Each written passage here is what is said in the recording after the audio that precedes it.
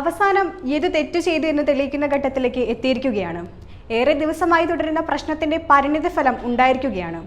ആര്യ രാജേന്ദ്രന്റെ മൊഴി സത്യമാണെന്ന് തെളിയിക്കുന്ന തരത്തിലുള്ള തെളിവുകൾ ലഭിച്ചിരിക്കുകയാണിപ്പോൾ. KSRTC ഡ്രൈവർ യദു ആര്യ രാജേന്ദ്രനോട് ലൈംഗിക ആംഗ്യം കാണിച്ചു എന്ന പരാതിയെ തുടർന്ന് വലിയ തർക്കം തന്നെയാണ് ഏതാനും ദിവസങ്ങൾക്ക് മുൻപ് ഉണ്ടായത്. KSRTC ഡ്രൈവർ യദുവും തിരുവനന്തപുരം മേയർ ആര്യ രാജേന്ദ്രനും ഭർത്താവ് MLA-യുമായ സച്ചിൻ എന്നിവർ തമ്മിൽ റോഡിലുണ്ടായ തർക്കം സമൂഹ മാധ്യമങ്ങളിലടക്കം ഏറെ ചർച്ചയായിരുന്നു.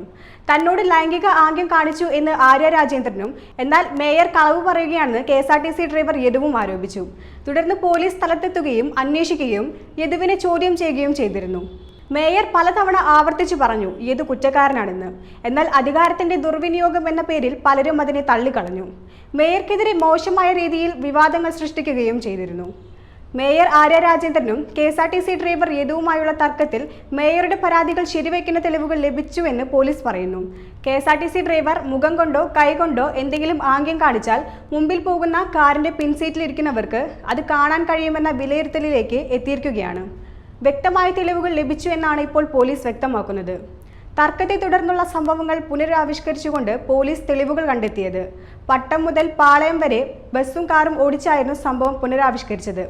സംഭവം നടന്ന അതേ സമയം തെരഞ്ഞെടുത്തായിരുന്നു പോലീസ് പരിശോധന നടത്തിയത്. മേയറോട് ലൈംഗികാംഗ്യം കാണിച്ചിട്ടില്ല എന്ന ആരോപണമായിരുന്നു യദുവിന്റെ ഭാഗത്തു നിന്നും ഉണ്ടായത്. എന്നാൽ യദു പറയുന്നതെല്ലാം കളവാണെന്ന് തെളിയിക്കുകയാണ്. ഇന്നലെ രാത്രി തർക്ക സംബന്ധമായ കാര്യങ്ങൾ റീക്രിയേറ്റ് ചെയ്താണ് തെളിവുകൾ ശേഖരിച്ചത്. യദുവിനെതിരെയുള്ള തെളിവുകൾ ഇപ്പോൾ പോലീസിന്റെ പക്കലുണ്ട്. ഇനിയും എന്തെങ്കിലുമൊക്കെ കള്ളങ്ങൾ പറഞ്ഞ് യദുവിന് രക്ഷപ്പെടാൻ സാധിക്കുകയില്ല. മേയർ ആര്യ രാജേന്ദ്രന്റെ പരാതിയിലെടുത്ത കേസ് നിലനിൽക്കുമെന്നാണ് പോലീസ് കണ്ടെത്തിയിരിക്കുന്നത്.